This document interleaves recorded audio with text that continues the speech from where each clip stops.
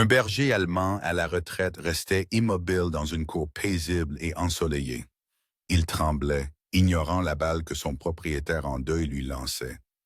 Il était censé être en paix. Il n'était jamais censé travailler de nouveau. Mais à seulement 30 pieds de là, cachés par une simple clôture, deux petits garçons gisaient silencieux dans un trou sombre, enterrés sous un abri de jardin verrouillé. Ils mouraient de faim. Ils étaient oubliés. Ils étaient laissés pour mourir. Personne d'autre n'entendait leurs prières. Personne d'autre ne savait qu'ils étaient là. Mais ce chien, Lucien, leur peur. Il sentait la décomposition. Il se souvenait de l'odeur du mal.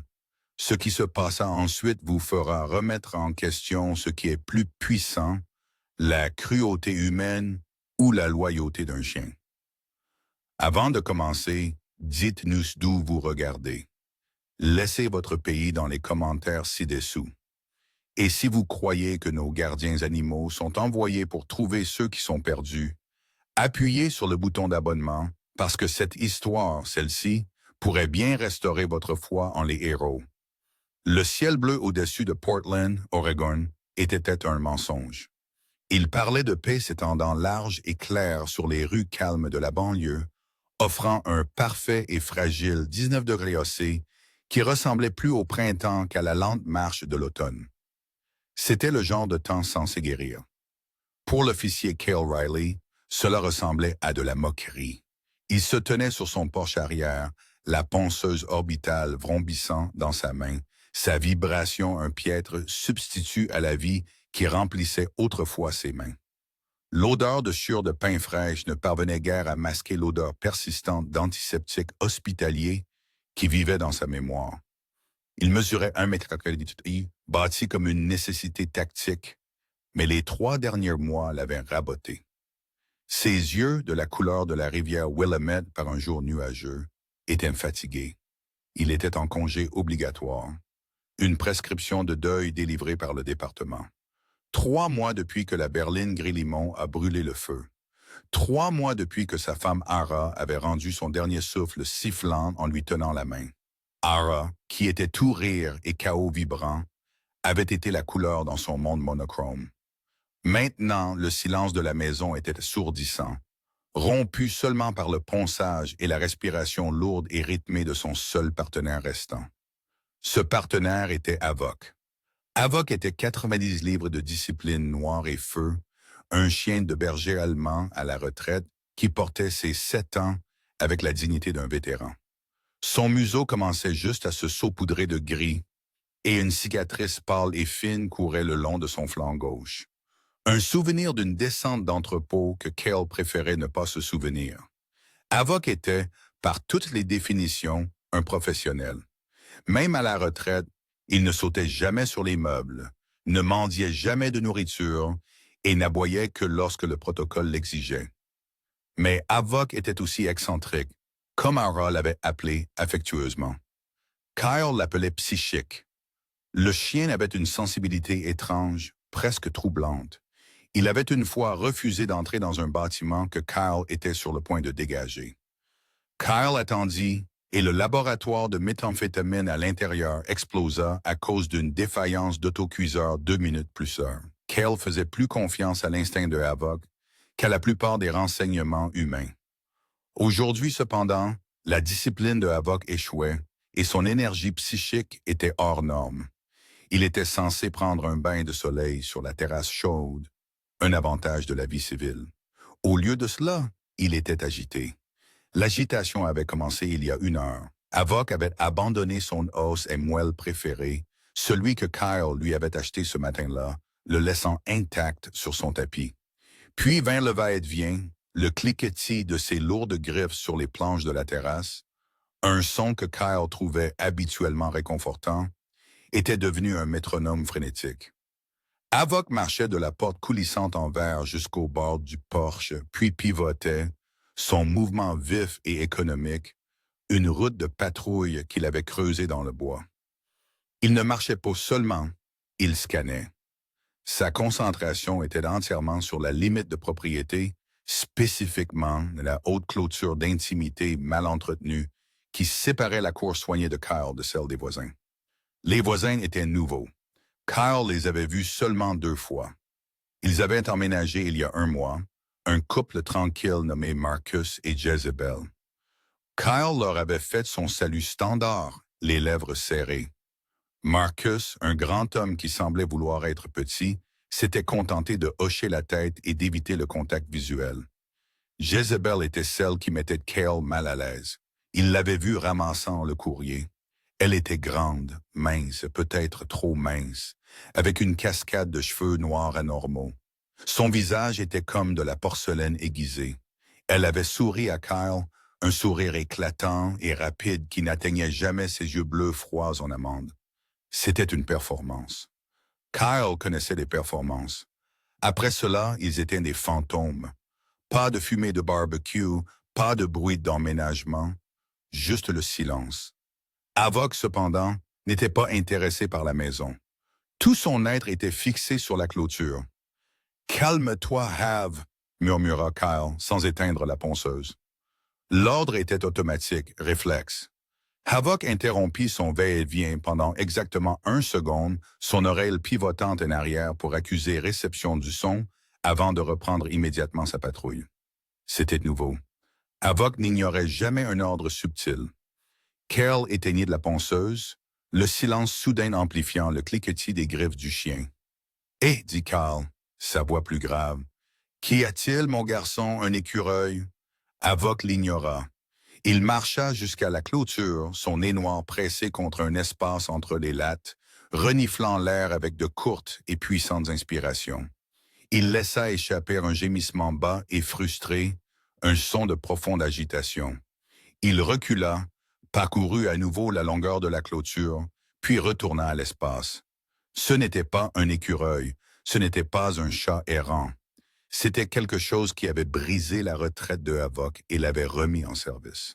Kel essuya une goutte de sueur et de sueur de son front. Il était fatigué. Il était en deuil. Il ne voulait pas de problème. Il voulait juste poncer son Porsche jusqu'à ce que ses bras s'engourdissent et que son esprit se calme. Havoc, ici. La voix de Kyle était maintenant perçante. La voix d'un maître chien, pas d'un propriétaire. Le chien se figea, déchiré entre 2 loyautés. Son obéissance ancrée et cette chose primale urgente qui tirait ses sens. Kyle adoucit son ton. « Allez, mon garçon, laisse ça, jouons. » Il se pencha et ramassa la balle de tennis jaune vif, encore gluante d'une partie antérieure, plus normale. « Tu veux la balle? Va chercher la balle. » Il fit semblant de lancer. La tête de Havoc tressaillit, mais ses yeux restèrent fixés sur la clôture. Cale soupira, se redressa et mit toutes ses forces dedans, lançant la balle à travers la cour vers le coin le plus éloigné. Rapporte. La balle toucha l'herbe, rebondit une fois et s'arrêta. Havoc ne bougea pas. Il ne regarda pas la balle. Il ne cligna même pas des yeux. Il resta juste debout, une statue de 90 livres de tension enroulée.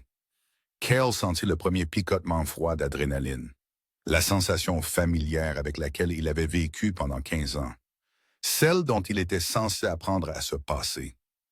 Havoc. Il fit un pas vers le chien. Havoc fit un pas vers la clôture.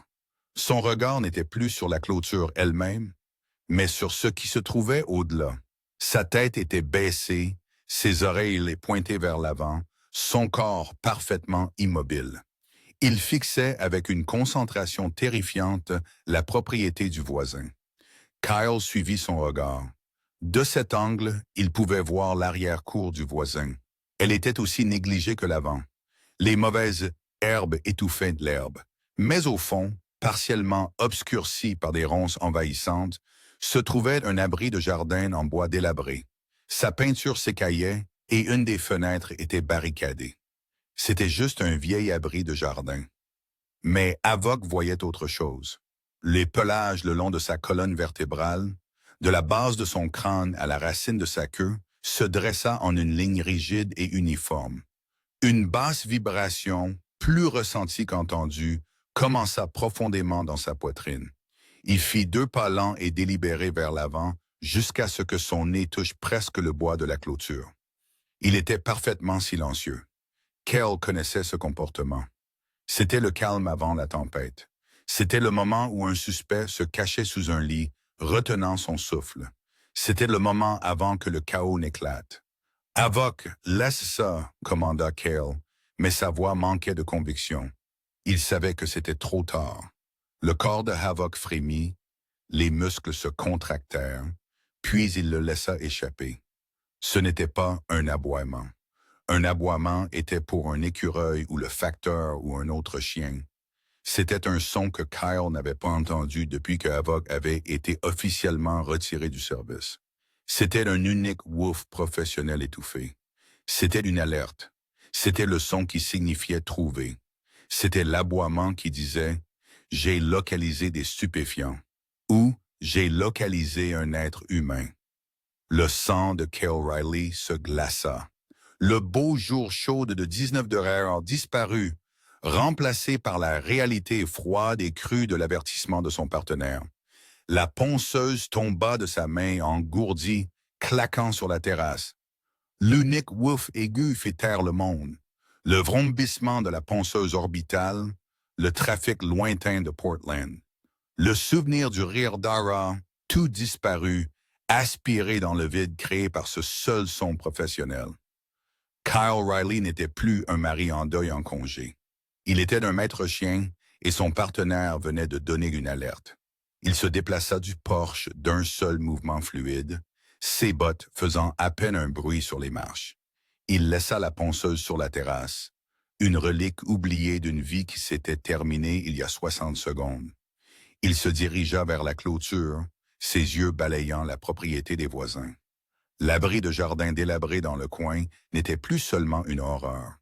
C'était une cible. Avoc se tenait vibrant près de la clôture, son nez pressé contre l'espace, mais il n'aboya plus. Il avait fait son rapport. Maintenant, il attendait que son maître chien agisse. L'esprit de Cale s'emballa. Il était hors service, désarmé et en tenue civile, un shirt usé taché de sueur et de chagrin. Il n'avait pas de cause probable. Il n'avait rien d'autre que l'instinct excentrique d'un chien dont les tribunaux riraient. Mais Kyle avait vu Avoc trouver un enfant disparu dans une forêt de 300 acres. Il l'avait vu alerter sur un seul gramme de fentanyl caché dans un pneu à ceinture d'acier. Kyle faisait confiance au chien. Il aurait mis sa propre vie sur le chien. Il aurait mis la vie d'Ara sur le chien s'il le pouvait encore. Il déverrouilla son potillon latéral, monta sur le trottoir et marcha les 30 pieds jusqu'à la porte d'entrée de son voisin. La maison était un miroir de la sienne, mais là où celle de Cale était lentement en réparation, celle-ci semblait négligée. La peinture s'écaillait et les parterres de fleurs étaient étouffés par les pissenlits. Il appuya sur la sonnette. Il entendit un carillon, un son faible et joyeux à l'intérieur. Pas de réponse. Il frappa 3 coups secs. « Police », pensa-t-il, mais ne le dit pas. Il n'était qu'un voisin. Il attendit. Il entendit un mouvement, le clic d'un verrou étant retiré. La porte s'ouvrit légèrement, puis s'ouvrit en grand. Jézabel se tenait dans l'embrasure exactement comme il se souvenait d'elle. Pourtant, d'une certaine manière, plus troublante. Elle était grande, pleinement 6 pieds, et si mince qu'elle ressemblait à une collection d'angles vifs tenus ensemble par une peau pâle. Ses cheveux noirs anormaux étaient tirés en un chignon serré et sévère.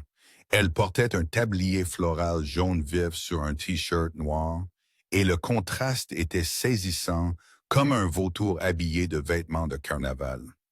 Le tablier était un costume, une tentative désespérée de normalité.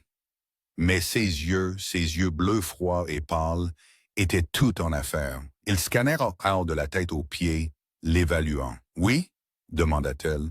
Sa voix était claire, tintetante, et complètement en désaccord avec la mort dans ses yeux.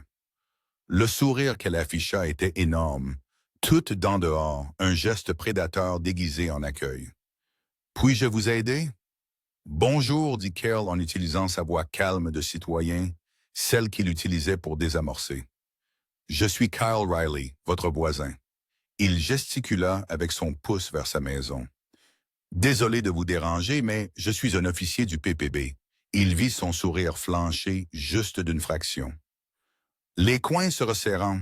Madame, mon chien, je suis maître chien. Il semble extrêmement agité à propos de quelque chose dans votre arrière-cour. Spécifiquement, cet abri de jardin dans le coin. Il gardait son ton léger, curieux, non menaçant. Le sourire de Jézabel revint, encore plus large cette fois. Elle lança un petit rire forcé. « Oh mon Dieu, un officier!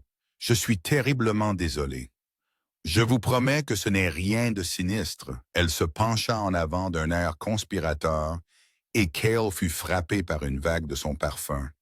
Une forte odeur de gardénia écœurante. « Ce doivent être les rats, » murmura-t-elle, son visage se tordant de dégoût. Cette vieille propriété est juste pleine. Chose vile. Mon mari Marcus a posé des pièges avant de partir en voyage d'affaires. Je suis sûr que c'est ce que sent votre chien talentueux. Juste de vilaines vermines morts. C'était une explication parfaite. C'était plausible, simple, et l'a complètement congédié. Cela expliquait une mauvaise odeur potentielle et l'absence du mari. L'instinct de Kyle criait menteuse. Un chien entraîné pour l'odeur humaine, et les stupéfiants n'alertent pas sur un rat mort. « Je vois, » dit Cale sans bouger. « Quand votre mari est-il parti? » La question était un test. Son sourire ne vacilla pas. Juste ce matin, une conférence logicielle à Seattle. Il sera parti toute la semaine. Elle était douée, mais Kyle pouvait voir la petite pulsation battre dans sa gorge. Un petit oiseau frénétique piégé sous la peau de porcelaine. « Regardez-moi être une hôtesse terrible, » dit Jézabel, soudain exubérante, agrippant le cadre de la porte. « Il fait si chaud pour octobre, n'est-ce pas? Je viens de faire une cruche de limonade fraîche. S'il vous plaît, entrez et prenez un verre. C'est le moins que je puisse faire pour nos policiers du quartier. » Elle ouvrit la porte plus largement, une invitation flagrante à la distraction. Kyle jeta un coup d'œil au-delà d'elle. La maison derrière elle était sombre, malgré la magnifique lumière du soleil à 19 degrés. Tous les stores étaient tirés, tous les rideaux fermés. C'était une cave. « Non, merci, madame, » dit Cale. Il sentit la froide piqûre de la frustration. Il était battu. Il n'avait pas de cause. Il avait une impasse. Il devrait se retirer, demander un contrôle de bien-être, et au moment où les uniformes de service arriveraient, ceux qui étaient dans cet abri de jardin pourraient être partis. Il détestait ça. Je vais essayer de garder mon chien silencieux. Bonne journée à vous. Il se retourna, un goût métallique amer dans la bouche. Il se sentait comme s'il échouait tout comme il avait échoué à arriver à l'hôpital à temps pour dire au revoir à Ara. Il fit un pas en arrière vers sa propriété. Et c'est à ce moment-là que Havoc, ayant attendu le temps maximum que son protocole permettrait, prit les choses en main. De la cour de Kyle vint un bruit de bois qui se fend, un craquement suivi d'un raclement. Cale se retourna brusquement. La tête de Jézabel se tourna brusquement vers le son, ses yeux s'écarquillant. Ce que Cale ne savait pas sur la planche pourrie à la base de sa propre clôture, cachée derrière le romarin envahissant. Havoc l'avait su. Il l'avait griffé, élargi, et maintenant il était passé. Il sortit des buissons sur la pelouse de Jézabel comme un missile noir et feu de 90 livres. Il n'aboyait pas. Il était silencieux, ses mouvements économiques, ses pattes creusant l'herbe pleine de mauvaises herbes alors qu'il sprintait. C'était une arme et il était fixé sur une seule cible, l'abri de jardin. La transformation de Jézabel fut instantanée. Le masque de la voisine souriante et tablier ne glissa pas seulement, il se brisa. Son visage se contorsionna en un masque de rage et de terreur pure et non diluée. « Non !» hurla-t-elle, sa voix passant d'une clochette tintante à un rugissement rauque et grave. « Sale chien! Sors d'ici! Sors !» Elle s'élança du porche, trébuchant alors qu'elle courait pour intercepter Havoc. Mais elle était trop lente. Avoc était plus rapide, plus intelligent et avait un but. Kyle n'hésita pas. La panique de la femme était sa cause probable. Sa terreur n'était pas à propos d'un chien ruinant ses mauvaises herbes. C'était à propos d'un chien atteignant cet abri du jardin. Tout son entraînement, tout son chagrin, tous ses instincts fusionnèrent en un seul ordre. Bouge! Il fut passé le portail en une seconde. Madame, reculez, commanda-t-il. Sa voix était maintenant l'aboiement profond et retentissant d'un policier. Il ne courut pas, il se déplaça dans une avancée tactique contrôlée. Ses yeux sur l'abri, son esprit cataloguant. Une cible, Avoc. Une civile, Jézabel, hurlant maintenant des obscénités. Un inconnu. Il suivit son partenaire vers l'odeur du crime. Avoc était une traînée noire et feu, un missile guidé par l'instinct se dirigeant droit vers la cible. Cal était à quelques secondes derrière, ses longues jambes dévorant la cour négligée, son esprit un vide froid et clair. Tout son chagrin, son brouillard de congé, fut consumé par l'adrénaline pure et propre de la chasse. Jézabel hurlait toujours, sa voix une sirène stridente fendant l'air parfait de 19 degrés. « J'appelle la police. C'est une agression. Votre chien est sur ma propriété. Je le ferai euthanasier. Je vous poursuivrai en justice. » Kyle n'entendit pas les mots, seulement la fréquence. C'était le son d'un animal acculé, une vibration aiguë de culpabilité. Il atteignit l'abri une demi-seconde après Avoc. Le chien, entraîné à identifier des points d'entrée, avait déjà fait le périmètre. Il était à la porte d'entrée quand Kyle arriva. C'était une porte solide, lourdement planchée, complètement déplacée sur la structure délabrée. Elle était sécurisée non par une simple serrure de jardin, mais par un épais cadenas en acier laminé, le genre utilisé sur les unités de stockage. C'était une serrure conçue pour le confinement, pas seulement pour empêcher les voleurs d'entrer. L'odeur le frappa alors. Ce n'était pas le léger effluve qu'il avait perçu de son poche. Ici, c'était une entité physique. Elle s'accrochait au bois pourri, un miasme de moisie, de terre humide et l'ammoniaque piquant qui faisait pleurer les yeux de l'urine de rat. Mais autre chose était tissée à travers. Quelque chose d'épais et de rance que l'entraînement de Kyle identifia instantanément. C'était l'odeur de la misère humaine à long terme. C'était le goût aigre et acide des corps non lavés, de la sueur rance et de la vieille saleté froide. C'était l'odeur d'un endroit où les choses étaient gardées, un endroit qui n'était pas sous être ouvert. Jézabel lui agrippa le bras par derrière, ses doigts longs et fins s'enfonçant dans son biceps comme des serres. « Dégagez de ma propriété. Je vous avertis. J'appelle le 911 tout de suite. » Cal ne la regarda même pas. Ses yeux étaient sur le cadenas. Il effectua un simple dégagement du poignet non violent qu'il avait utilisé 1000 fois, brisant sa prise avec une efficacité mécanique. « Madame, dit-il, sa voix plate, profonde et définitive. Vous devez rester en arrière maintenant. » Le passage soudain de voisine à officier la frappa de mutisme pendant une fraction de seconde. Sa rage éclipsée par l'autorité brute dans sa voix. Elle recula, tâtonnant pour son téléphone, ses doigts tapant sur l'écran. « Vous êtes fou. Ils vous retireront votre insigne pour ça. » Mais Avoc était déjà parti. Il avait écarté la porte impénétrable. C'était un lueur. Son cerveau de caneuve excentrique avait traité la situation et trouvé la vraie source.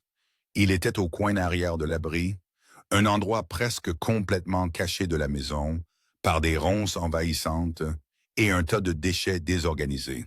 C'était une pile de 4 pneus de voiture usés et une bâche bleue pliée et moisie. Avoc creusait.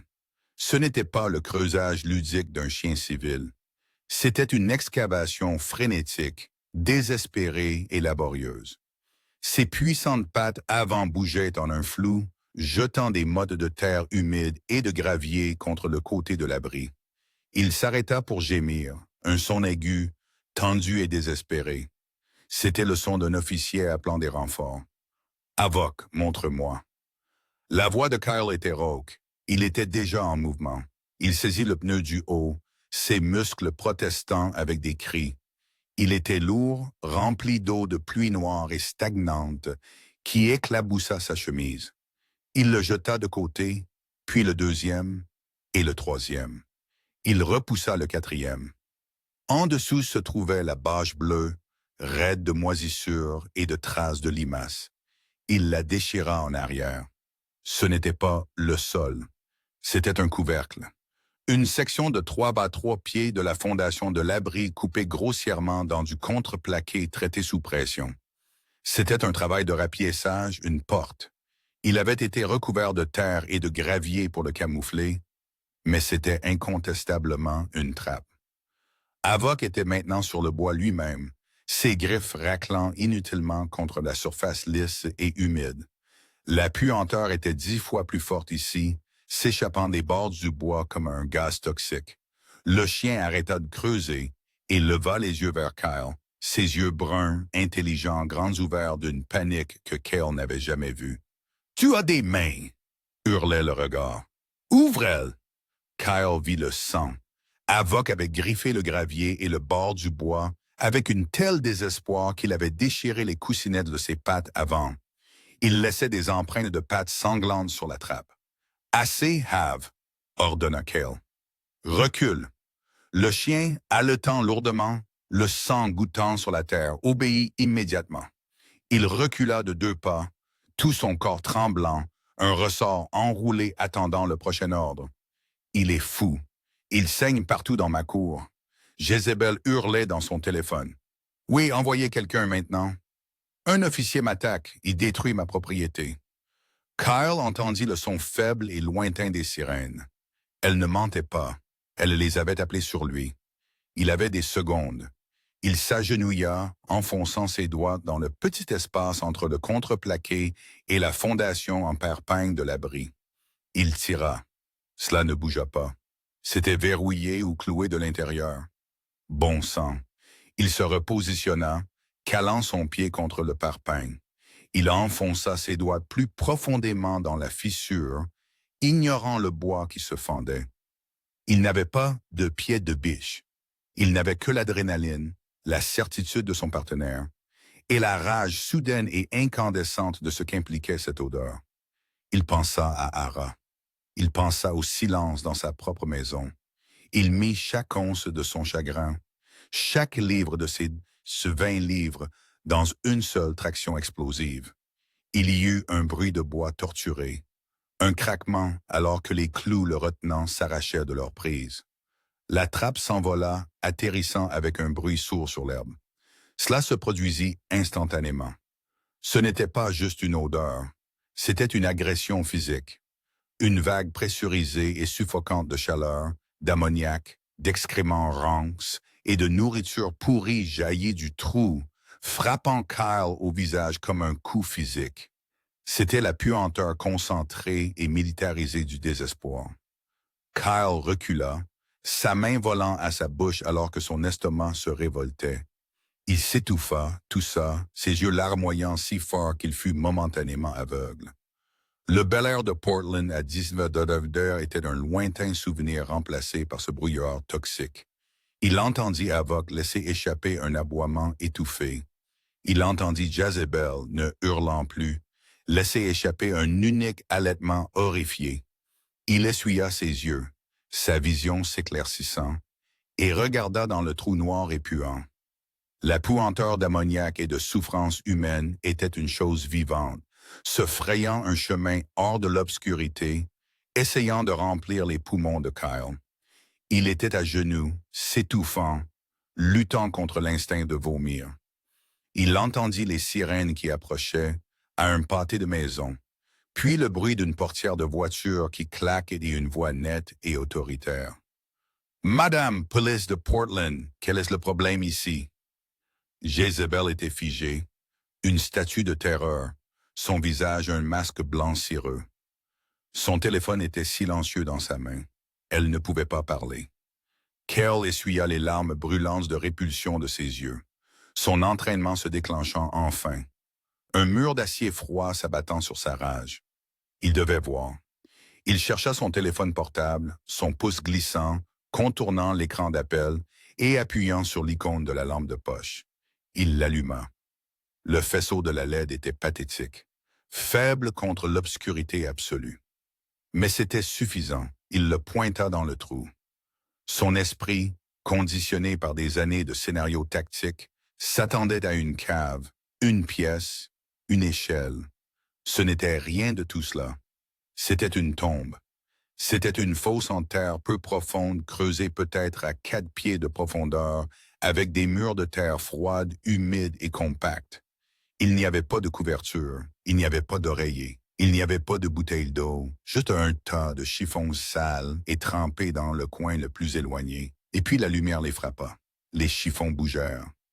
Le souffle de Cale se coupa. Ce n'était pas une seule forme, c'était deux. Deux petites silhouettes squelettiques blotties l'une contre l'autre pour la chaleur dans l'air froid de 19 degrés qui inondait maintenant leur tombe. C'étaient des jumeaux de 7 ans, Léo et Milo, bien qu'il soit impossible de dire leur âge. C'étaient des créatures de la famine, leur peau une toile gris pâle tendue sur des protubérances osseuses. C'était la vue la plus déchirante de la carrière de Cale, une scène de mal pur et non diluée. Milo, le plus jeune de quelques minutes, était celui du dessous. Il était couché sur le côté, son minuscule corps recroquevillé en position fétale.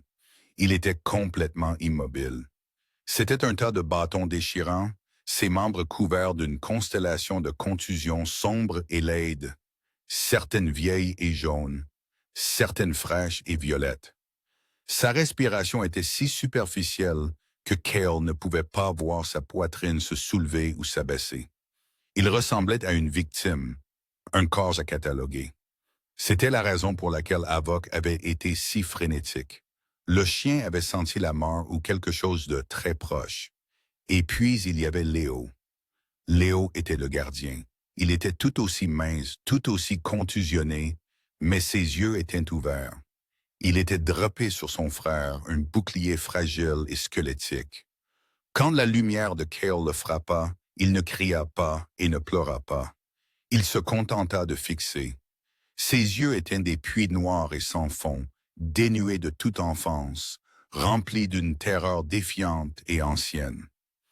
Il était incrusté dans la même saleté où il gisait. La fosse était leur toilette. L'odeur n'était pas seulement dans le trou, c'était eux. Les sirènes se coupèrent. Le silence soudain fut absolu. Cale entendit ses propres partenaires dans la cour, leurs bottes sur le gravier. Police de Portland. Quelqu'un ici derrière? Cale ne pouvait pas détourner le regard de la fosse. Il essaya d'adoucir sa voix. « C'est bon, murmura-t-il. Je suis un policier. Je suis là pour aider. » Les mots étaient une peau. C'était un mensonge, admettait-il. Où était-il? Où était n'importe qui? Le garçon Léo tressaillit au son. Il se serra plus fort contre son frère. Il ne regardait pas Cale. Il regardait au-delà de lui la silhouette de Jézabel, qui se tenait illuminée par le faisceau de la lampe de poche de Cale. Les lèvres gercées et fendues de Léo s'entr'ouvrirent. Un son sec et rauque, une seule feuille morte glissant sur le trottoir en sortit. « S'il te plaît, » murmura-t-il. Kyle se pencha. « Quoi? Qu'y a-t-il, mon garçon? » Les yeux de Léo étaient fixés sur Jézabel. Il la suppliait. Elle a dit que c'était un jeu. Sa voix était un sanglot sec et brisé, un jeu silencieux. Et nous avons perdu. Nous étions trop bruyants. Il essaya de tirer un morceau de chiffon plus loin sur l'épaule de Milo. « S'il te plaît, ne frappe pas Milo. Il est malade. Il ne peut plus être silencieux. Juste frappe-moi. » Une rage incandescente, aveuglante et purement meurtrière explosa derrière les yeux de Cale. Elle était si totale, si absolue qu'elle faillit le rendre inconscient. Dans cette seconde, il n'était plus un flic. C'était un veuf qui n'avait plus rien à perdre. Et il était prêt à tuer la femme debout à 5 pieds de lui. Il sentit ses mains picoter, sa mâchoire serrée si fort que ses dents lui faisaient mal. Il comprit à ce moment ce qu'était le vrai mal et ce qu'il exigeait. Il était figé, en équilibre sur le fil du rasoir de sa propre humanité. Puis l'impasse fut brisée. Avoc, qui haletait, ses pattes ensanglantées plantées au bord, fit un pas. Il ne fut pas ordonné. Il ne fut pas commandé. Il agit. Il glissa plus qu'il ne sauta dans la fosse. Il atterrit doucement sur la terre humide. Léo laissa échapper un halètement terrifié, se précipitant pour couvrir son frère, prêt pour la prochaine attaque, la prochaine douleur. Un animal de 40 livres venait de les rejoindre dans la tombe. Mais Avoc n'aboya pas. Il ne grogna pas. Il baissa la tête, son intuition psychique excentrique prenant le dessus. Il poussa doucement le long de l'épaule osseuse de Léo, et doucement, avec sa longue langue chaude, il lécha le visage encore froid de Milo. Une fois, deux fois, cet acte unique de tendresse impossible fit ce que toute la violence n'avait pas fait. Il brisa Léo. La posture protectrice rigide du garçon se dissipa. Un son que Cale n'avait jamais entendu. Un sanglot sec et déchirant qui venait du centre de la terre arracha de la poitrine du garçon. Il ne courut pas. Il ne se cacha pas. Il s'élança et enroula ses bras squelettiques autour du cou épais du chien. Il enfouit sa tête sale et emmêlée dans la fourrure de Avoc et s'accrocha, silencieux et tremblant comme si Avoc était la seule chose solide dans l'univers. Kyle se leva. La rage était toujours là, mais elle n'était plus sous contrôle. C'était du carburant. Il se détourna du trou. Il vit ses deux partenaires, les officiers Chen et Bellamy, debout au coin de l'abri, leurs armes dégainées, leurs visages pâles de choc alors qu'ils observaient la scène. Kyle, le chien ensanglanté, la femme en pleurs et l'odeur impie. Kyle sortit son téléphone. Il n'appela pas le 911. Il utilisa son application radio de police. Il appuya sur le bouton.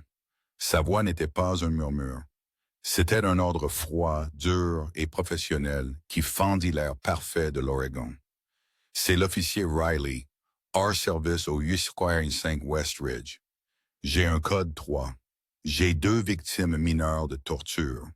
J'ai besoin d'une ambulance, d'un détective des crimes contre les enfants et d'une unité de criminalistique maintenant. Le suspect est sur les lieux et ne doit pas être approché. Elle est à moi. Il raccrocha. Il regarda Jezebel. Elle fixait le trou, le garçon accroché au chien, son visage un masque d'incrédulité cosmique totale. Les sirènes avaient toujours été pour elle. L'appel radio de Kyle fut un coup de tonnerre dans la cour silencieuse. Les officiers Chen et Bellamy, qui s'étaient approchés de Cale en tant que suspect potentiel, passèrent à l'action. Leurs armes furent instantanément rengainées alors que leurs esprits recalènent la scène.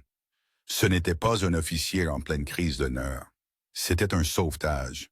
L'officier Chen, une femme dont le petit gabarit de mi-M60 abritait la volonté inflexible d'un sergent-instructeur, fut la première à bouger. Elle était jeune, de visage vif et intelligent, et ne tolérant aucun chaos.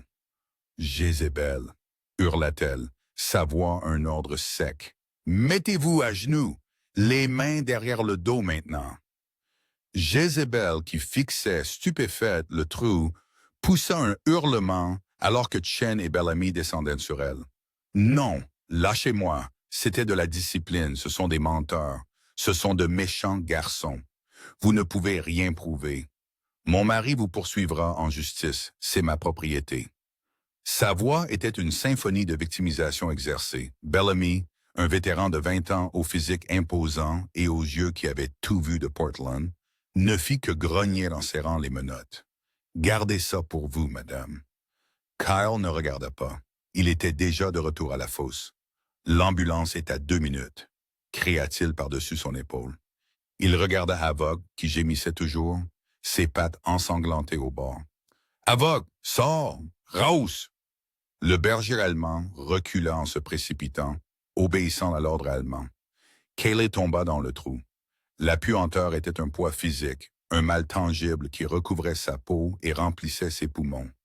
Il atterrit dans 6 pouces de saleté humaine froide. Il s'en fichait. Il se dirigea vers Mello en premier, le jumeau plus petit, plus immobile. Il pressa 2 doigts sur le cou du garçon. Un pouls faible, filiforme, collante. Il était vivant. Il respire, hurla Cale, le soulagement faisant craquer sa voix.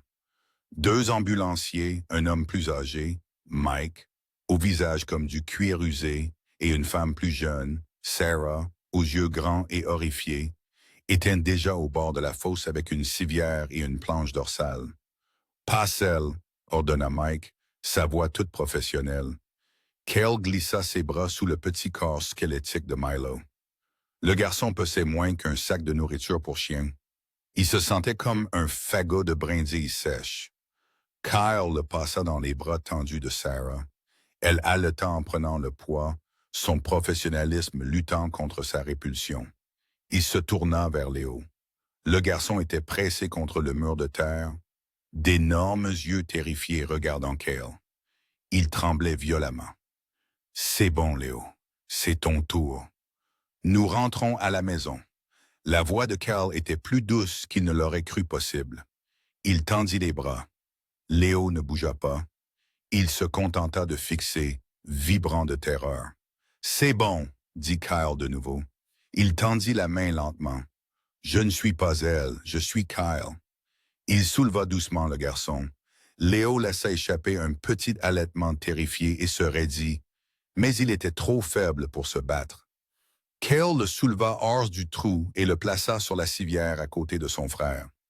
Dès que ses pieds furent sur la civière, Léo se précipita sur la literie, saisit la fourrure de Havoc. Le chien avait posé sa tête sur le bord de la civière et s'y tenait, ses jointures blanches. Les ambulanciers ne le questionnèrent pas. Ils se mirent juste à courir. Un homme en costume froissé entra dans le chemin de Cale, bloquant le passage. C'était le détective Miles, un homme avec qui Cale avait travaillé pendant une décennie. Miles était le genre de flic café et cigarette, perpétuellement épuisé, mais il était le meilleur détective des homicides et des crimes contre les enfants de la force. Riley, bon sang, vous êtes en congé. Ses yeux passèrent au trou, puis à Jezebel qui hurlait, étant mise dans une voiture de patrouille. Le chien a alerté, dit Cale, sa voix d'un ton monocorde. Il était couvert de saleté. J'ai frappé. Elle a menti, a dit que c'était des rats, a dit que son mari était parti. Le chien est passé par la clôture. Elle a paniqué. J'ai trouvé la trappe. Miles hocha la tête, assimilant tout. Allez-y, dit-il, en tapant Cale sur l'épaule. Allez avec eux. Vous êtes le témoin et ils ont besoin de vous. Nous allons traiter la fosse septique. Cale suivit de la civière. Il refusa d'être séparé. Lui et Havoc montèrent à l'arrière de l'ambulance. Havoc assis sur le sol, son corps pressé contre la civière, un gardien silencieux aux pattes ensanglantées. La course fut un flou de bips aigus et de voix calmes et contrôlées des ambulanciers. Milo s'évanouissait. Sa tension chutait. « Préparez le dispositif Lucas pédiatrique, » dit Mike. « Léo, peux-tu me dire ton nom? » demanda Sarah, sa voix douce. Léo se contenta de fixer, ses mains toujours emmêlées dans la fourrure de Havoc. Les lumières vives de la salle d'urgence de l'hôpital OSU furent un choc. Ils furent précipités dans une salle de traumatologie. Une femme aux cheveux bouclés foncés, tirés en un chignon serré, et un regard qui pouvait briser le verre les rencontra à la porte. « Qu'avons-nous? » dit-elle. C'était le Dr. Harris, 2 mâles de 7 ans trouvés dans une fosse. Malnutrition sévère, hypothermie, traumatisme inconnu, rapporta Mike. Les yeux du Dr. Harris embrassèrent des garçons, puis Cale, puis le chien. Elle ne perdit pas une seconde. Apportez-moi des réchauffeurs. Prenez des prélèvements sanguins. Faites-moi une série complète de radiographies traumatiques. Et mettez-moi la sécurité à cette porte. 1 heure plus tard, Cale était assis dans le couloir, la puanteur de la fosse toujours sur lui. Une infirmière lui avait donné des blues, mais il ne s'était pas changé. Il était toujours un témoin. Le Dr. Harris le trouva. Officier Riley, sa voix était dure. C'est grave. Je suis médecin urgentiste depuis 20 ans. C'est dans le top 3. Milo est sceptique. Sa température corporelle était de 34,5 degrés. Il est gravement déshydraté. Nous lui administrons des fluides et des antibiotiques à large spectre, mais c'est critique. Il pourrait ne pas survivre. L'estomac de Kyle se serra. Et Léo? Le docteur Harris croisa les bras. Léo est incroyablement plus stable, mais son corps est une carte routière d'abus. Il a de multiples fractures guéries. Son radius gauche, 2 côtes. C'est ancien, officier, des mois, peut-être des années. Et les nouvelles contusions, elles sont structurées. Les correspondent à une boucle de ceinture et à quelque chose de cylindrique. Un manche à balai, peut-être une cheville en bois. D'après leur déshydratation et leur niveau d'électrolytes, je dirais qu'ils ont été dans ce trou sans nourriture ni eau pendant au moins 4 jours, peut-être plus. Cale hocha la tête. 4 jours. Le même laps de temps que Marcus était censé être à Seattle. Il fut autorisé à les voir. Ils étaient dans une chambre pédiatrique calme, nettoyée et branchée à une douzaine de machines. Milo était inconscient, une petite silhouette pâle perdue dans une mer de couverture blanche. Léo était réveillé. Il était dans un lit près de la fenêtre et une infirmière essayait de l'aider. « Allez, chérie, l'infirmière, une femme d'allure gentille et grand-mère nommée Patty, disait. Enlevons juste cette blouse d'hôpital sale et mettons-en une propre. » Alors qu'elle tendait la main vers lui, Léo laissa échapper un cri aigu et terrifié qui ressemblait plus à celui d'un lapin qu'à celui d'un humain. Il se précipita vers le coin le plus éloigné du lit, tirant ses genoux vers sa poitrine, ses yeux grands ouverts de panique animale. Le moniteur de Milo à côté de lui bipa, alors que son rythme cardiaque montait en flèche. « C'est bon. Je ne vais pas te faire de mal, dit Patty, les mains levées. Cale intervint. « Patty, pouvez-vous nous donner 1 minute? S'il vous plaît, laissez juste la blouse. » Patty hocha la tête, son visage plein de pitié, et se retira tranquillement de la pièce. Cale s'approcha. « Havoc, fit-il signe. Le chien, qui avait été nettoyé par un vétérinaire, marcha jusqu'au lit et posa son menton sur le matelas. Les tremblements de Léo s'atténuèrent juste d'une fraction. Kyle s'assit par terre, pas sur le lit. Il était en dessous du niveau des yeux du garçon. « Léo, c'est moi. Kyle, tu es en sécurité. Elle n'est pas là. » Léo regarda Kyle, puis Havoc, puis la porte. Il vibrait. « Pourquoi avais-tu si peur, mon garçon? C'est une infirmière. Elle essayait juste d'aider. » Léo s'avança d'1 pouce, ses yeux se posant furtivement sur la porte. Il se pencha, sa voix un minuscule murmure rauque, si silencieux que Cale dut se pencher. Elle a dit que si nous faisions du bruit, si nous disions à qui que ce soit, elle le referait. Le sang de Cale se glaça. Refaire quoi, Léo? Le visage du garçon se chiffonna. Il essayait de ne pas pleurer. Le jeu silencieux si profondément ancré en lui. « Buster, murmura-t-il. Elle a tué Buster. » Cale fronça les sourcils. Qui est Buster? La contenance de Léo se brisa. Une larme silencieuse et angoissante roula sur sa joue squelettique. Notre chiot d'avant. Il a aboyé. Il a aboyé après elle et elle l'a mis dans un sac noir. Elle a dit que nous étions les prochains. Elle a dit qu'elle nous tuerait toutes comme le chien si jamais nous faisions un bruit. Kyle ferma les yeux. Ce n'était pas seulement 4 jours de négligence. C'était une campagne à long terme de terreur méthodique. Il mit sa main sur le lit. Léo, dans un mouvement soudain, descendit du lit et se mit par terre, se blottissant entre Cale et Havoc, laissant enfin éclater les sanglots qu'il retenait depuis des années. L'air de l'hôpital était un mensonge stérile et recyclé. Il sentait l'eau de Javel et le café faible, une piètre tentative de masquer le goût métallique du sang et l'odeur âcre de la maladie.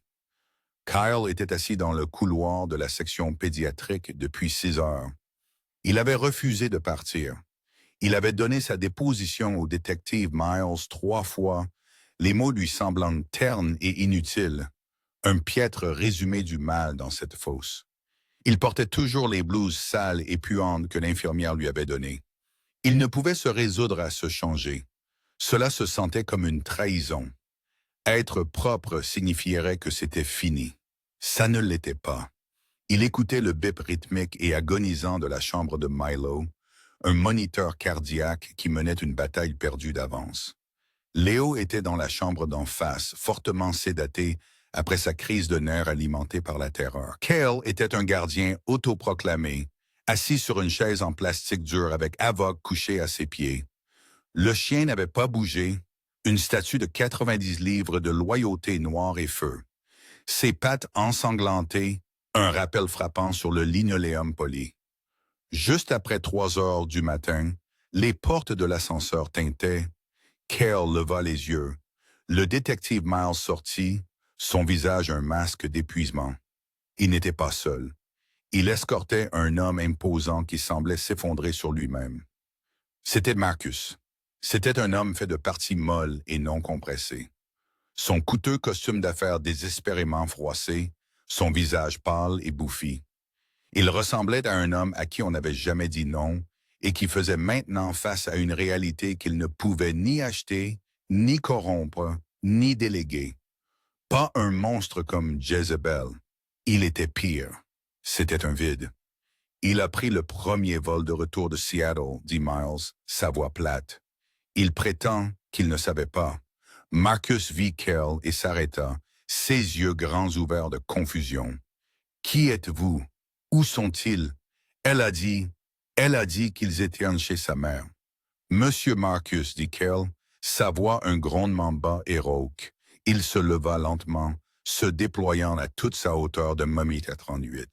C'était une présence intimidante, couverte de la saleté de la tombe où les fils de Marcus avaient été trouvés. « Votre femme a menti. » Cale montra la porte de l'USI. « Votre fils, Milo, est là-dedans. Il est sceptique. Il a 40 degrés de fièvre et ses reins défaillent. Il pourrait ne pas survivre à la nuit. » Puis Cale montra l'autre porte. « Votre autre fils, Léo, est là-dedans. Il a 2 fractures de côte guéries et une fracture guérie au bras gauche. Il a été battu avec une ceinture et une tige. Il m'a dit qu'il était désolé d'avoir été trop bruyant. » Les jambes de Marcus lâchèrent. Il ne fit pas que s'agenouiller. Il s'effondra, s'affaissant contre le mur, un profond gémissement animal venant de sa poitrine. C'était le son du monde d'un homme qui s'effondre. Je ne savais pas, sanglota-t-il, ses grandes mains douces tirant ses cheveux. Elle a dit qu'ils étaient une poignée. Elle a dit que j'étais trop indulgent avec eux. Elle a dit qu'ils avaient besoin de discipline. Il regarda le détective Miles, ses yeux suppliants. Je voyage tellement. Je la laissais gérer. Je ne savais pas. Cale ne sentit rien. Ni pitié, ni colère. Juste une distance froide et vide. Elle leur a dit qu'elle les tuerait, comme elle a tué leur chiot, dit Kyle, sa voix une lame. Saviez-vous cela aussi? La tête de Marcus se releva brusquement, son visage un masque d'horreur pure et d'incompréhensible. Non, Buster. Elle a dit qu'il s'était enfui. À ce moment, l'âme de l'homme, aussi faible fût-elle, se brisa. Il comprit. Il était complice. Miles le releva. Vous faites l'objet d'une enquête pour négligence criminelle, Monsieur Marcus. Vous avez le droit à un avocat. Alors que son monde s'effondrait, le monde de ses fils commença. Ils n'étaient plus les siens.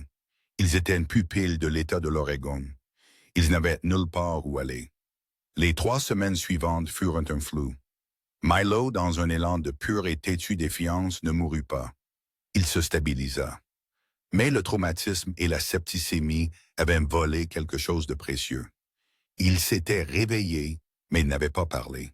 Il était muet, un fantôme silencieux aux yeux creux. Léo aussi était silencieux, mais son silence était celui d'une terreur vigilante. Une fois médicalement autorisés, ils furent transférés de l'hôpital au foyer pour enfants Saint-Jude, une installation sécurisée du CPS en centre-ville. Le congé obligatoire de Kyle n'était plus lié à la mort de sa femme. Son chagrin, ce trou noir dévorant, n'avait pas disparu. Il s'était déplacé. Il avait trouvé un nouveau but terrible. Il était obsédé. Il pensa à Ara. Il pensa aux longues nuits tranquilles qu'ils avaient passées sur leur porche à planifier un avenir. Il se souvint de la conversation, celle qui n'était alors que des mots, mais qui était une commande hurlante maintenant. Kyle avait-elle dit 6 mois avant l'accident. Nous avons tellement. Nous avons cette grande maison. Nous vous avons. Nous devrions partager. Nous devrions adopter. Il y a des enfants qui ont besoin de nous. Il avait été trop occupé.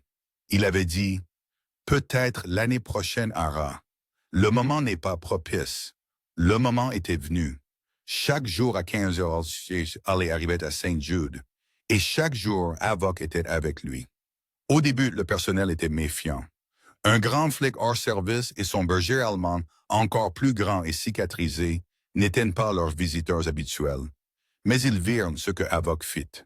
Les garçons étaient dans une chambre partagée, petite et stérile. Léo s'asseyait dans le coin, thésaurisant les crackers qu'on lui donnait. Milo se contentait de fixer le mur, sans bouger, sans manger. Mais quand Havok entra, quelque chose changea. Le chien, sentant la profonde brisure dans la pièce, marchait directement vers le lit de Milo, posait sa lourde tête sur le mince matelas et soupirait. Léo, voyant le chien, sortait lentement, prudemment de son coin et s'asseyait par terre, sa petite main touchant juste la queue de Havok. Pendant 1 heure chaque jour, Kyle s'asseyait sur une chaise, ne disant rien, tandis que son chien faisait la vraie thérapie, la seule qui comptait. Le 22e jour, une femme attendait Cale dans le hall. Elle était dans la fin de la cinquantaine, avec des yeux intelligents et épuisés, et des cheveux foncés tirés en un chignon sévère. Elle portait un simple blazer gris et un pantalon, l'uniforme de quelqu'un qui mène des batailles perdues pour vivre. C'était Madame Alvarez, la directrice de district du CPS. Elle était le système. « Officier Riley, dit-elle, sa voix professionnelle mais pas méchante. Nous devons parler. » Ils s'assirent dans son petit bureau encombré. Havok était couché aux pieds de Kyle. « Je dois être franche, dit-elle, croisant les mains. Le père des garçons a renoncé à ses droits. Il risque des années de prison. Jezebel, elle ne reverra jamais la lumière du jour.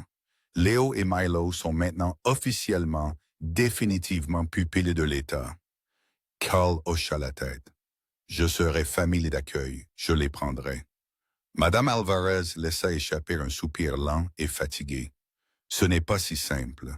Vous êtes un homme célibataire. Vous êtes un policier avec un métier à haut risque. Franchement, vous êtes un veuf récent. Le système vous considère comme un risque. Je suis un héros pour eux, dit Kyle, les mots ayant un goût de cendre. Cela n'a pas d'importance, répondit-elle. Ce qui importe, c'est la réalité. La réalité est que j'ai 2 garçons de 7 ans, un duo lié qui ne peut être séparé. Ils sont gravement traumatisés. Léo est un thésauriseur de nourriture avec des terreurs nocturnes extrêmes. Milo est complètement non-verbal et nécessitera des années de thérapie intensive spécialisée. Elle se pencha en avant. Personne ne veut un package deal comme ça. Personne ne veut d'un enfant traumatisé, encore moins d'eux. La liste d'attente pour un nourrisson en bonne santé est de 5 ans. La liste d'attente pour eux est de 0. Le sang de Kyle se glaça. « Alors, que dites-vous? » « Je dis, dit-elle, sa voix s'adoucissant avec regret, que mon travail est de leur trouver un foyer, pas le foyer parfait, et la seule façon de les placer est de les séparer. Léo a une chance. Une famille à Eugene pourrait le considérer. Milo sera probablement institutionnalisé. Il sera un à vie dans le système. Kyle sentit la pièce basculer, les séparer. Le mot était un sacrilège. C'était une trahison de tout. Il regarda par la petite fenêtre de la porte de son bureau. Il pouvait voir le long du couloir dans la salle commune. Il vit Havok, qui avait été autorisé à attendre avec les garçons. Le chien se tenait près de la chaise de Milo. Milo, le garçon qui n'avait pas bougé depuis 3 semaines, tenait une cuillère d'une main molle. Havok doucement, avec son intuition excentrique, poussa la main du garçon avec son museau humide. Puis il lécha le dos de la main de Milo. Les doigts de Milo se serrèrent sur la cuillère. Cale se leva. Madame Alvarez arrêta de parler. Officier Riley. Cale se tourna vers elle, ses yeux n'étant plus en deuil, plus creux. Ils étaient en feu. Non, je vous demande pardon. Vous ne les séparerez pas. Il se désigna. Vous avez dit que j'étais un risque. Vous avez dit que j'étais un homme célibataire. Je m'en fiche. Vous avez besoin d'un foyer. Je suis leur foyer. Madame Alvarez eut l'air stupéfaite. Officier Kyle, vous ne savez pas ce que vous dites. La paperasse, la formation, la certification. Cela prend des mois, des années. Alors commencez la paperasse, interrompit Cale. Sa voix était définitive. C'était la voix d'un homme qui avait touché le fond et qui en sortait maintenant. Commencez-la aujourd'hui. Je les prends. Je les prends tous les deux. Ma femme, Ara, et moi, nous allions adopter. Il regarda son chien, qui reposait maintenant sa tête sur les genoux de Milo. Je tiens sa promesse. Je les veux, et je ne les laisserai pas être séparés. Fin de la discussion. Madame Alvarez était une femme de parole. Elle vit le fer dans le réservoir de Cale, la finalité de sa promesse, et elle poussa le système. Elle le fit avancer à une vitesse que Cale n'avait jamais vue. La certification d'urgence de famille et d'accueil pour un policier, un veuf et le sauveteur des enfants fut accélérée. C'était toujours une montagne de paperasse, des études de cas intrusives et des évaluations psychologiques qui ressemblaient plus à des interrogatoires. Mais Cale l'attaqua avec la même concentration singulière qu'il utilisait autrefois pour une affaire non classée. C'était un homme en mission, poussé par la mémoire d'Ara. Il revint officiellement travailler au bureau de police de Portland, mais il n'était pas le même officier. Il avait échangé son gilet tactique et l'adrénaline des rues contre un bureau, une montagne de dossiers et un corps de travail prévisible de 8 heures à 17 heures. Son capitaine, un homme qui comprenait le chagrin, avait approuvé le transfert à la division des archives, sans poser de questions. Le silence que Kyle avait autrefois désiré, le silence qui avait été rempli du fantôme d'Ara, était maintenant parti. Sa maison calme et stérile était maintenant une zone de garde-guérison, et c'était plus bruyant que n'importe quelle fusillade où il avait été. Léo et Milo emménagèrent un mardi. Ils arrivèrent avec une petite boîte en carton de vêtements donnés et un dossier épais de rapports de traumatisme. La première nuit, Cale leur prépara sa spécialité, des œufs brouillés et des toasts. Léo, ses yeux dardants autour de la cuisine propre, mangea 3 assiettes complètes, mangeant si vite qu'il faillit être malade. Milo se contenta de pousser les œufs sur son assiette avec une fourchette, son regard fixé sur la table, jusqu'à ce que Avoc lui pousse la main. Milo, alors très lentement, ramassa un morceau de toast et le tint sous la table pour le chien. La maison de Kyle, autrefois un sanctuaire à son chagrin, devint une chambre de Manet de déclencheur. Une voiture qui pétarade dans la rue envoya Léo se réfugier sous la table. Le clic du four en préchauffage ressemblait trop au cadenas de l'abri de jardin et Kyle trouva Milo caché dans la douche, tremblant. Et puis vinrent les nuits. Les nuits, c'était un des pires. Les cauchemars n'étaient pas seulement de mauvais rêves, c'étaient des reconstitutions violentes. Léo, le gardien, avait tout vu. Il se réveillait en hurlant, un son aigu et terrifié qui arracha Kyle à son propre sommeil agité. Il trouverait Léo se débattant dans son lit, repoussant des fantômes. Mais la thésaurisation était la plus déchirante. Cale changeait les draps de Léo le 3e jour quand il le sentit. Sous l'oreiller, glissé dans la couture du matelas, se trouvaient 3 crackers salés, une pomme à moitié mangée et un morceau de toast sec, le tout enveloppé dans une serviette en papier. Le garçon mourait de faim, même dans une maison pleine de nourriture. Il le gardait, le cachait, se préparant à la prochaine fois que la trappe se fermerait. Kyle dut fermer la porte de la chambre, s'adosser au mur et lutter pour respirer. Milo resta une ombre silencieuse. C'était un fantôme dans la maison de Cale, un petit garçon pâle qui se déplaçait de pièce en pièce sans un bruit. Mais il n'était pas détaché. Sa communication était tactile, désespérée. Quand Kyle faisait de la paperasse, Milo se tenait près de sa chaise, sa petite main froide finissant par se glisser dans la plus grande de Kyle. Il restait juste là pendant 1 heure, lui tenant la main, sa prise comme un petit étau fragile. C'était son seul ancrage. Quand Kyle regardait la télévision, Milo s'asseyait par terre, le dos fermement appuyé contre le flanc de Havoc, ses doigts emmêlés dans la fourrure épaisse du chien. Le climax arriva 2 semaines plus tard. Kyle était épuisé. Il n'avait pas dormi plus de 90 minutes à la fois. Il échouait. Il le savait. C'était un flic, un maître chien, un soldat. Pas un père. Il venait de faire dormir Léo après un cauchemar de 2 heures. Il était 3 heures du matin. Il était assis à la table de la cuisine, la tête dans les mains quand les cris recommencèrent. Mais c'était différent. Ce n'était pas le son de la terreur. C'était un son de pure agonie primale. Il courut. Il fonça dans la chambre du garçon.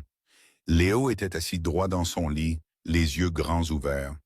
Mais il ne voyait pas Kyle.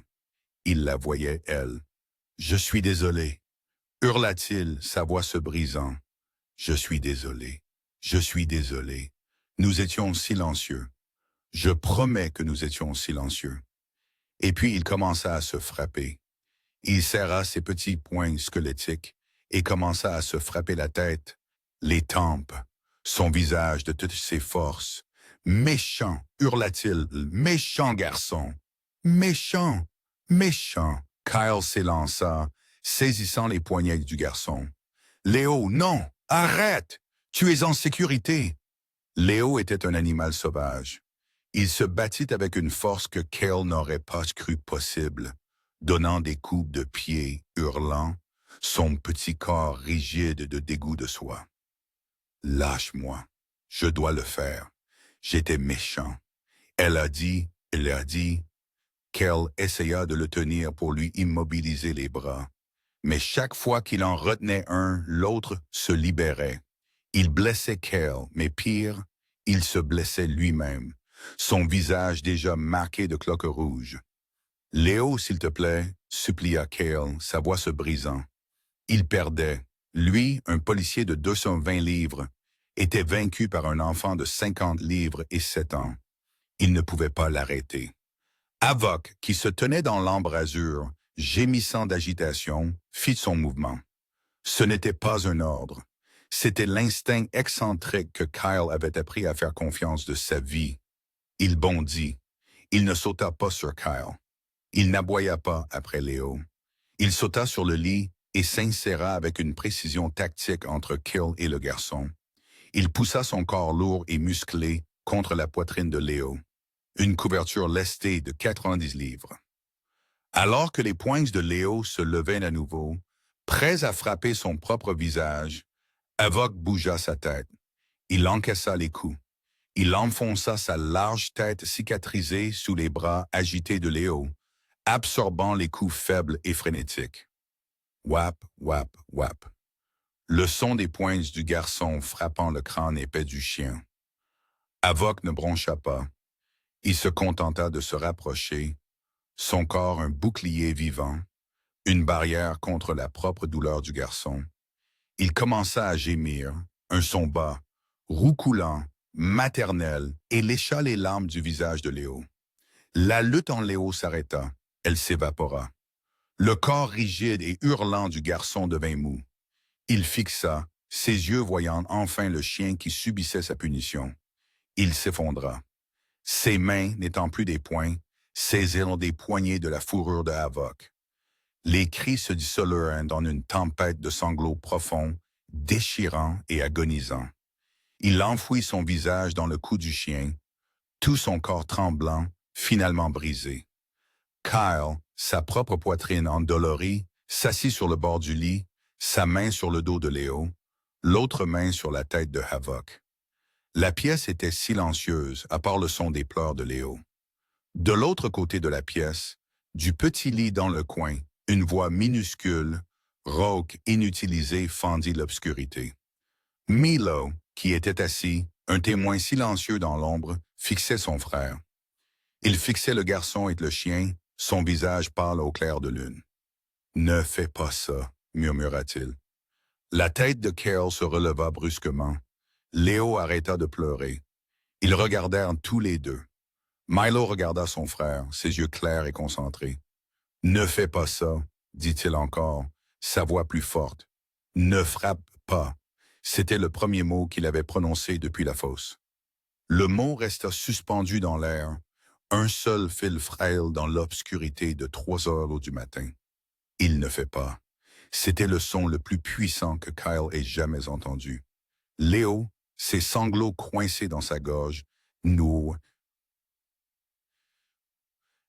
lentement ses bras du cou de Havok. Il regarda son frère. Kyle, figé sur le bord du lit, n'osa pas respirer. Milo, son petit visage pâle, un masque de détermination féroce, regarda Léo. « Ne frappe pas, murmura-t-il encore, sa voix rouillée, brisée. Léo se contenta de fixer, sa poitrine se soulevant. Et puis, pour la première fois depuis que Cale les avait trouvés, Léo hocha la tête, il obéit. Le cauchemar fut brisé, non par la force de Cale, mais par l'intervention d'un chien et le premier ordre d'un frère. Cale tira doucement Léo tremblant contre sa poitrine, tandis que Havok descendit du lit et marcha vers celui de Milo, posant sa tête sur les genoux du petit garçon. Les deux frères se regardèrent à travers la pièce sombre, connectés par un passé partagé et maintenant un avenir partagé. 6 mois plus tard, le monde était un endroit différent. La salle d'audience calme et stérile du tribunal du comté de Multnomah était bondée. Kyle était assis au premier rang, portant un costume sombre et impeccable qui se sentait plus restrictif que son gilet tactique. À sa gauche était assis Léo, à sa droite était assis Milo. Les deux garçons portaient des costumes gris minuscules identiques que Cale leur avait achetés. Leurs cheveux soigneusement peignés. Ils étaient encore minces, portant toujours les faibles cicatrices pâles de leur passé, mais ils n'étaient plus squelettiques. Ils étaient présents. Havok, par une rare exception accordée par le tribunal, était couché à leurs pieds, un témoignage silencieux de 90 livres au dossier. Dans le box se tenait Jézabel. La prison n'avait pas été clémente. Son visage de poupée de porcelaine était émacié, jaunâtre, ses cheveux noirs anormaux montrant maintenant 2 pouces de racines brunes, grasses et ternes. Elle vibrait d'une rage silencieuse et bouillonnante. De l'autre côté de la pièce, dans la galerie, était assis Marcus. C'était une coquille vide. Il avait plaidé coupable à de multiples chefs d'accusation de négligence criminelle grave. Il attendait sa propre sentence, ayant déjà accepté la résiliation de ses droits parentaux. Le nouveau personnage dans leur vie, celle qui détenait tout le pouvoir, était la juge Alani Hassan. C'était une femme de la fin de la soixantaine aux yeux sombres et gentils derrière des lunettes à monture métallique fine et une réputation de tolérance zéro pour les théâtrales. Elle avait examiné chaque photographie de la fosse. Elle avait lu chaque rapport médical. Elle regarda Jézabel, son visage dénué d'émotion. Mademoiselle Jézabel Crowell, la voix de la juge était claire et froide. Vous avez été reconnu coupable de 2 chefs d'accusation de tentative de meurtre, de 2 chefs d'accusation d'enlèvement aggravé et de multiples chefs d'accusation d'agression criminelle. Vous soutenez que c'était de la discipline. Jézabel se leva, faisant tinter ses chaînes. C'étaient des monstres. C'étaient des menteurs, ils le méritaient. Ils m'ont poussé à le faire. C'était leur faute. Le masque était tombé, révélant le vrai mal pourri en dessous. La juge Hassan ne cligna pas des yeux. Vous êtes un vide d'humanité, Madame Croix. Vous avez pris 2 enfants innocents et les avez soumis à une campagne de terreur qui équivaut à une indifférence perverse. Vous êtes condamné au maximum autorisé par l'État de l'Oregon. 45 ans consécutifs, non cumulatifs. Vous ne serez jamais admissible à une libération conditionnelle.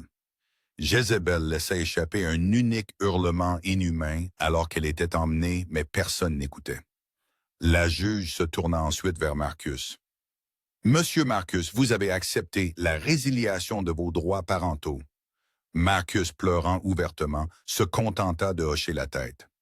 Je, je les ai déçus. Je le sais. Je suis tellement désolé. J'accepte la résiliation. Il mérite. Il le mérite. Il regarda Cale.